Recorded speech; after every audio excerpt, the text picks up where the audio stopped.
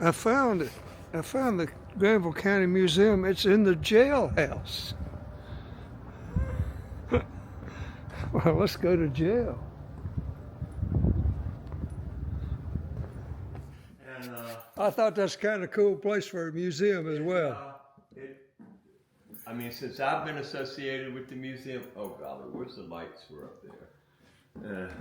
I don't come over here much.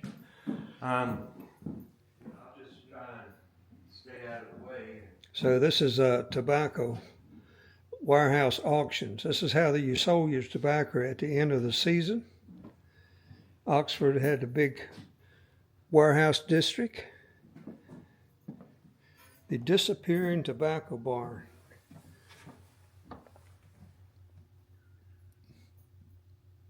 Traditional flue-cured tobacco barns were once in abundance along North Carolina's landscape, but now are quickly becoming obsolete due to modern methods of curing.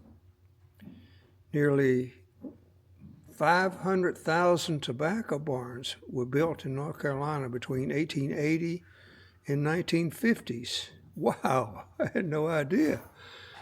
The typical barn was 250 square feet, 16 by 16, with logs, 20 feet tall. Tobacco hung in these barns and was exposed to heat circulated through stovepipes, originally from wood-burning stoves, but later from propane and fuel oil. In addition to curing the tobacco, the heat aged the hard pine barn wood in such a way that it made it very durable and well preserved, which has made these barns a great source for vintage lumber. Here's a grading bench right here. You had to do that in the pack house. Stringing rack or a stringing horse. That's what this is right here.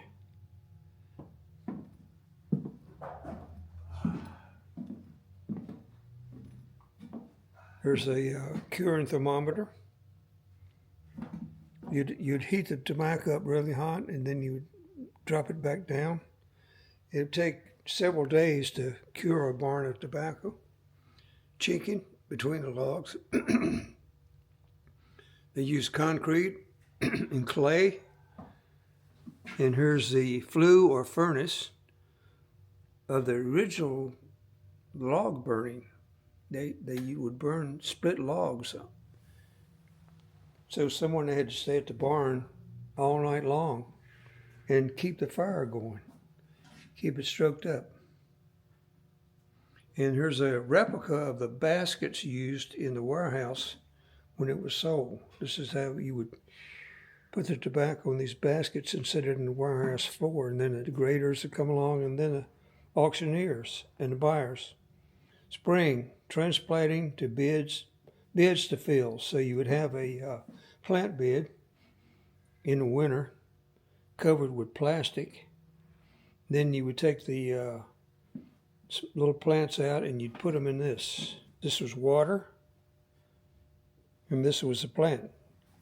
And you would squeeze it and plant it. Now it's mechanized. And here's a peg.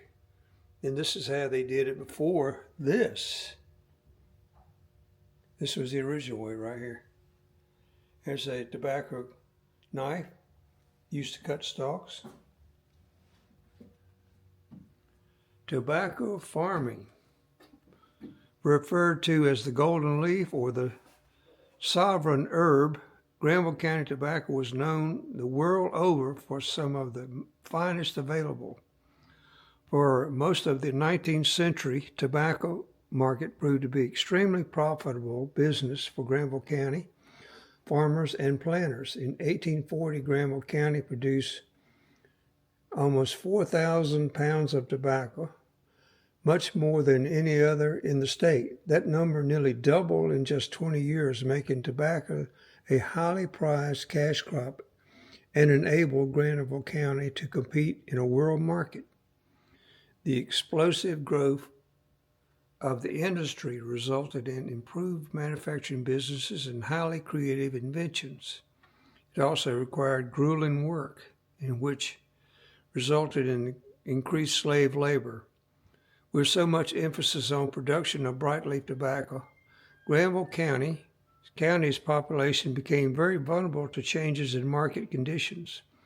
When times were high, they were really high, and farmers could produce well beyond what they needed to live. But when times are tough, many farmers found themselves in debt and out of business. Tobacco was an essential part of the vitality of the county, and it supported thousands of families, hundreds of businesses, and years of rich history.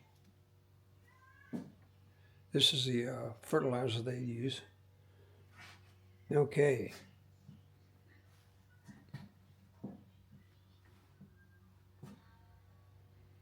Let's go to summer.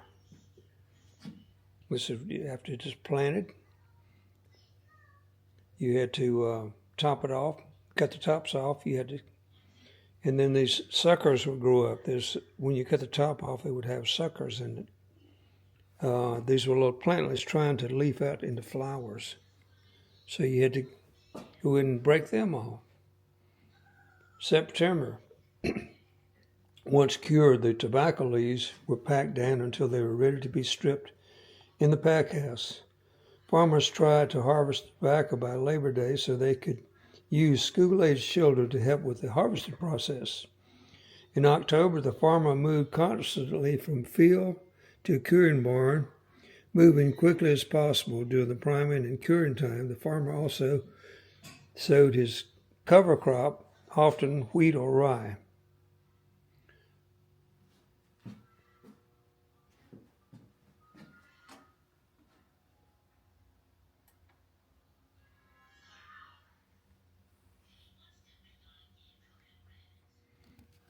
This is the museum.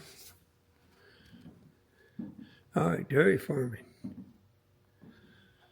Like tobacco, like the tobacco industry, dairy farming in Granville County was a major industry. In 1860, there were 5,000 milk cows, many more than the rest of the state. In 1941, a milk route was started, and in 1957, there were 68 grade A dairies with production values at $1 million annually. Pine State Dairy Products, I remember those, was a leading factory and even made household deliveries.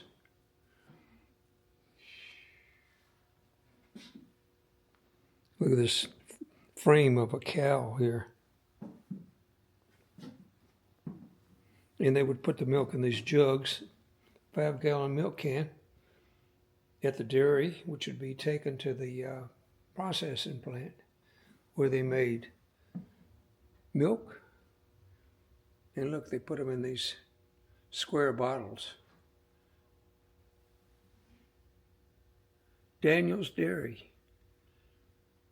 And then they had skim milk, buttermilk, half and half. There's a milking machine. And there's the old-fashioned way. You sit on a 3-legged stool and milk the cow. That's the way I did it. And these are tags to identify the cows.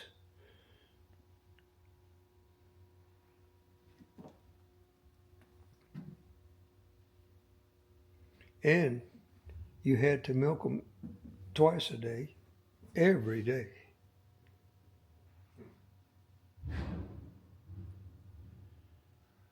Corn, agricultural. Important local crop. Corn was grown on the farm, harvested,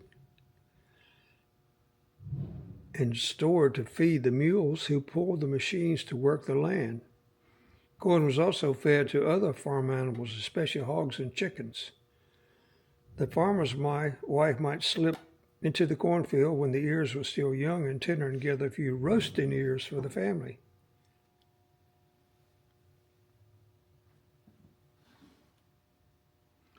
Wheat was another important crop for feeding the farm family. The grain sown in the fall and harvested in the spring was cut and stored on the farm Flour was needed by the farmer's wife to bake bread, and some of the stored wheat was taken to the mill and ground into flour.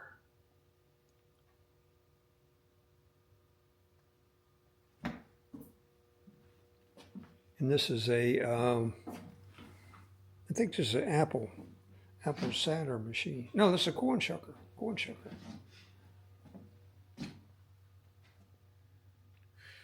The Native Americans of Granville County.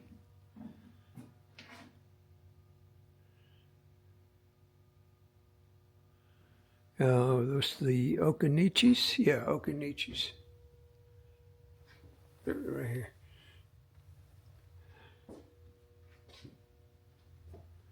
Look at these arrowheads and points.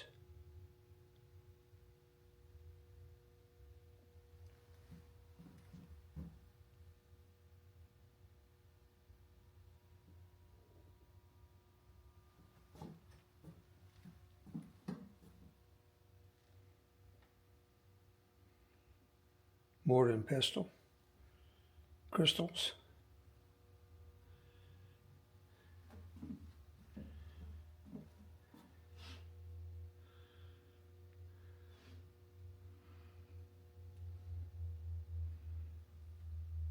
And so did lots of pottery.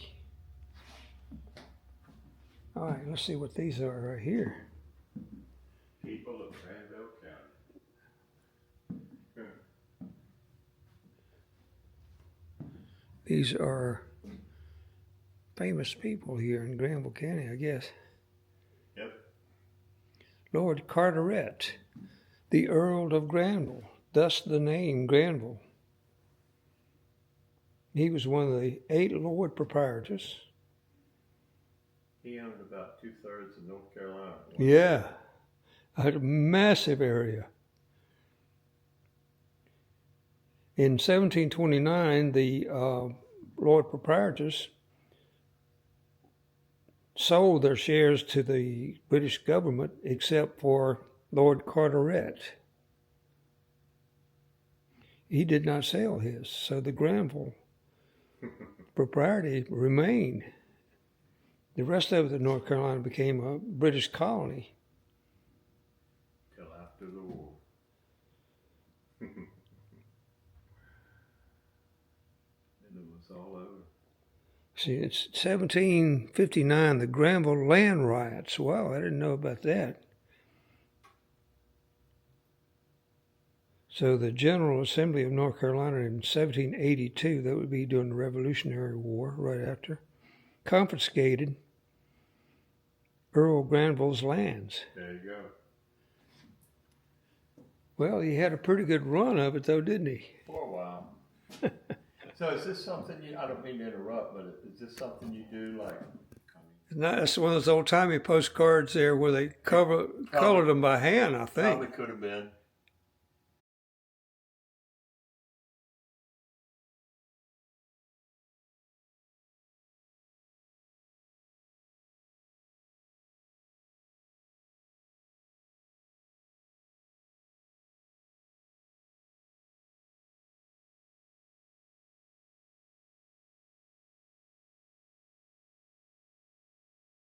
Down in Stovall, that's where that monument, where that sign is, I think. John Penn was the signer of the Declaration of Independence. It's out in Stovall. I do believe that's where it is. And then, like I say, James Webb, has something to do with Granville County. He has a niece here still, or a grandniece, really, I think she is. There's a moonshine still. So in addition to having some of the largest tobacco farms in the South, Granville County farmers were discovering how profitable it was to make their corn liquid. There you go. Much easily transportable. Became known as the moonshine capital of the world. Now wait a minute, that's a little bit, everybody says that.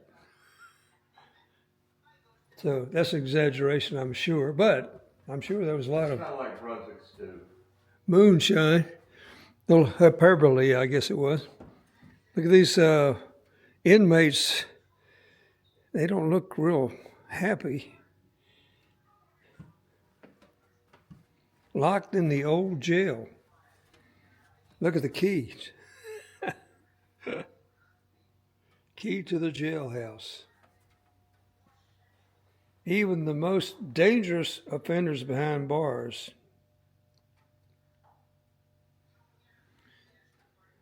The building you are standing in was once Granville County Jail, built in the 1860s. Wow, that's a long ways back.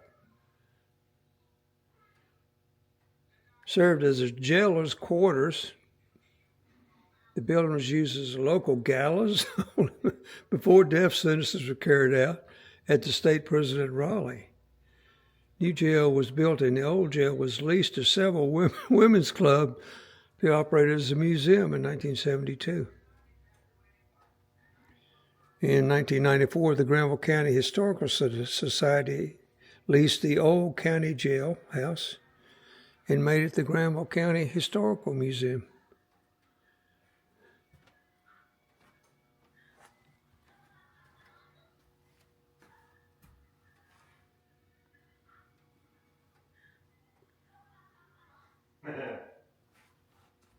Here we go. Here's the mule, farming the mule. He's not wearing overalls, though. There's a guy pushing a wheelbarrow. It's one of those old-timey wheelbarrows. Look at these banners hanging down. That's pretty neat.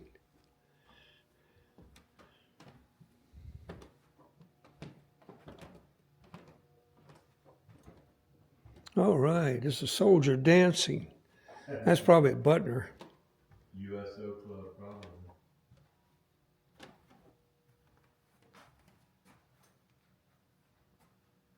Let's see, now where do I start at here? History, military. I guess right here is as good a spot as any, huh? Let's go with the culture. And whose trombone is that? Is that somebody famous? You know, I don't know. I'm going to have to come over here Hash House, and read Harvey Ellington and the Swing Billies. Hey, what a cool name, huh? There you go. Hash House, Harvey Ellington. I like that. The Swing Billies, Granville County native. Well, Harvey Ellington started playing at various tobacco markets around North Carolina in the 1930s. He and Sam Pridgeon played music and performed comedy for audiences. They turned out for the traveling medicine shows that followed tobacco auctions. In 1936, Ellington and Pridgeon formed the Blackwood Swing Billies, one form of another, Swing Billies, and won a regular spot on WPTF radio. Wow. That's where Bill Monroe got one of his starts. He and Charlie Monroe, his brother, played at WPTF in Raleigh before he formed his bluegrass band. I wonder if he elected the name Ellington. I bet they probably, I'm sure their paths crossed at the same time. You know, or if that's really his given name, Ellington. Yeah. He could have borrowed it. You know, be associated with Duke. Well, let's see here. Military history. A little bit here, a little bit there. America continues to fight for freedom and not forget the men and women who played such a significant role. Look at those crutches right there. There's some old-timey ones there, and they also would have wooden legs, which had to be pretty tough to get around on. Yeah, prosthetics.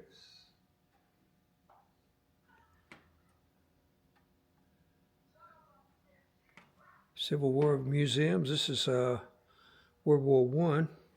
And what's this? This is the people who served in which army? This looks like Confederate.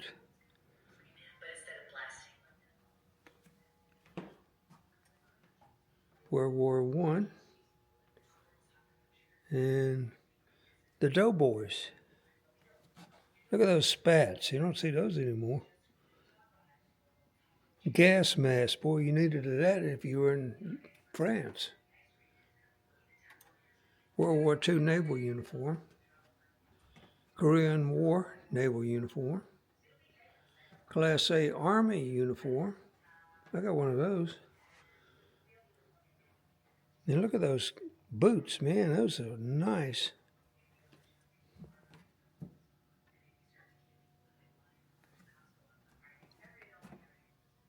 Desert Storm Army. Look how they went to this sandy color.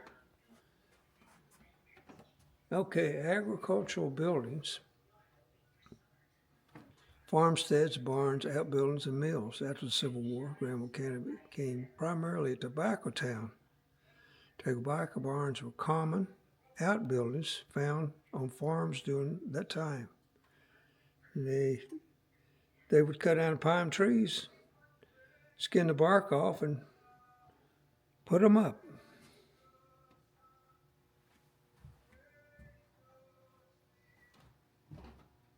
Civic buildings. Well, the Baptist church is very impressive.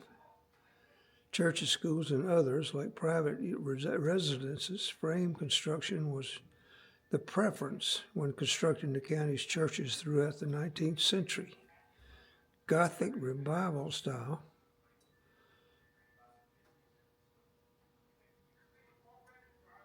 I like the little country churches.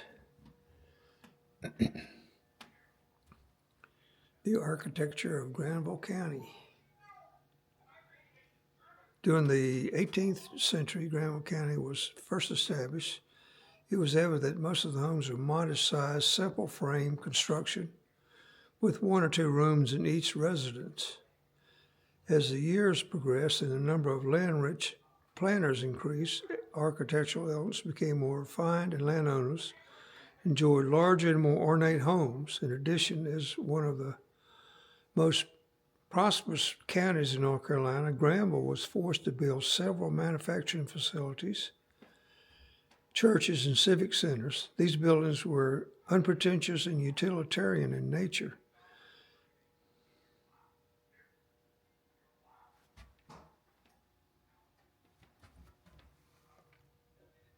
There's the courthouse there.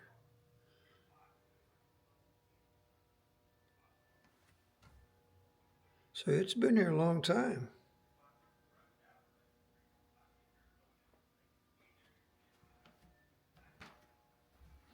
And Oxford has some of the really nice private homes on downtown.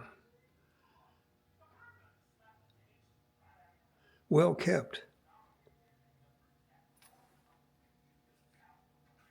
A lot of them will get government grants and they'll build a new modern courthouse, and then the old one becomes a museum or office building or something. Look at these old school seats here. I had one of them. Me too. I had one of these and that one. Yeah, back in grade Nothing school like this. and whatnot. And not a computer in sight. Not even, man.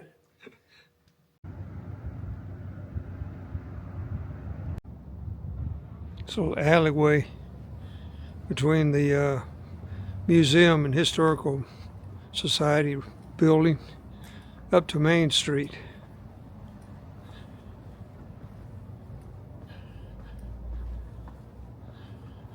Look, they even got those little flower.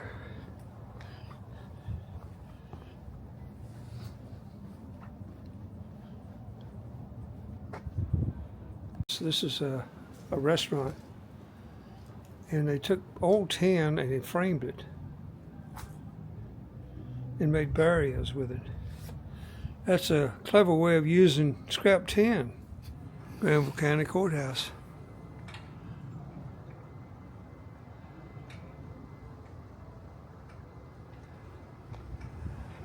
Look at these impressive front doors.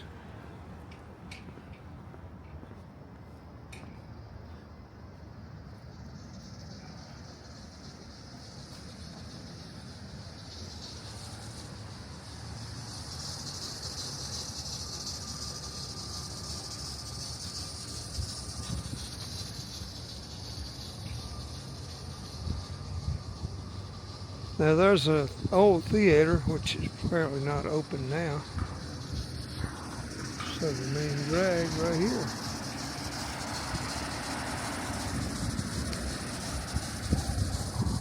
Here we go. Nice shot. And this is the place I was looking for. Strom Arm Baking Company. Sounds like a good place to have lunch.